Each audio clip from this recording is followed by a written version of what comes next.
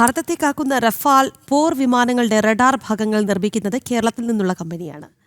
ബയോസ്ട്രക്ചേർഡ് റഡാറുകൾ നിർമ്മിച്ചു നൽകാനുള്ള സുപ്രധാന കരാറാണ് നെസ് ഗ്രൂപ്പിന് കീഴിലുള്ള SFO ടെക്നോളജീസ് സ്വന്തമാക്കിയത്. മോദി സർക്കാരിന്റെ മേക്ക് ഇൻ ഇന്ത്യ പദ്ധതിയുടെ ഭാഗമായിട്ടാണ് നേട്ടം. ഭാരതത്തിന്റെ അതിരുകളും അതിരുകൾക്കപ്പുറമുള്ള ഭീഷണികളിൽ നിന്നും നമ്മെ കാക്കുന്നതിൽ സുപ്രധാനമാണ് വ്യോമസേനയുടെ റഫാൽ പോർ വിമാനങ്ങൾ. റഫാലിന്റെ ഘടക നിർമ്മാണങ്ങളിൽ പങ്കാളിയായി അഭിമാനമായിരിക്കുകയാണ് നെസ്റ്റ് ഗ്രൂപ്പിന് കീഴിലുള്ള SFO ടെക്നോളജീസ്. ഫ്രഞ്ച് കമ്പനിയായ ദസോ ഏവിയേഷനാണ് ഭാരതത്തിനു വേണ്ടി 26 റഫാൽ വിമാനങ്ങൾ നിർമ്മിക്കുന്നത്. ഈ വിമാനങ്ങളിലെ RBE-2 AESA എന്ന സങ്കീർണമായ വയർ സ്ട്രക്ചേർഡ് റഡാറുകൾ നിർമ്മിച്ചു നൽകാനുള്ള സുപ്രധാന കരാറാണ് SFO ടെക്നോളജീസ് സ്വന്തമാക്കിയത്.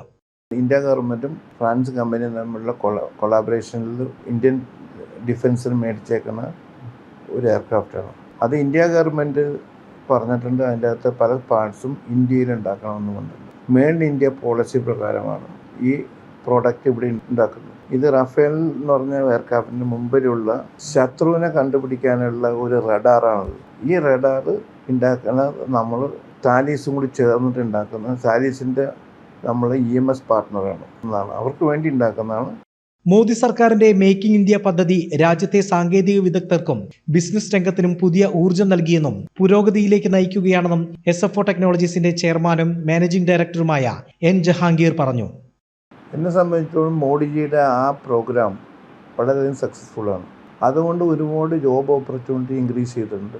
ഒരുപാട് കമ്പനികളിൽ കൊളാബറേറ്റ് ചെയ്തിട്ട് ടെക്നോളജി കൊളാബറേഷനിൽ വന്നിട്ടുണ്ട്.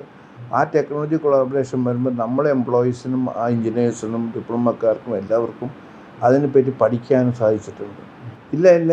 ഇതില്ല എങ്കിൽ ഇതെല്ലാം അവരുടെ രാജ്യത്തുണ്ടാക്കി ഇവിടെ കൊണ്ടുവന്ന് കൊടുക്കുകയുള്ളൂ. എന്താണെന്ന് നമുക്കറിയാൻ വേണം. ഇപ്പോൾ മെയ്ഡ് ഇൻ ഇന്ത്യ പ്രോഗ്രാം മോഡിജിയുടെ പ്രോഗ്രാം പ്രകാരം, പ്രൈം മിനിസ്റ്ററിൻ്റെ പ്രോഗ്രാം പ്രകാരം 25% ഇവിടെ ഇന്ത്യയിൽ ഉണ്ടാക്കണം എന്ന് ഒരു നിർദ്ദേശമുണ്ട്. അതാണ് അതിൻ്റെ സക്സസ്ഫുൾ.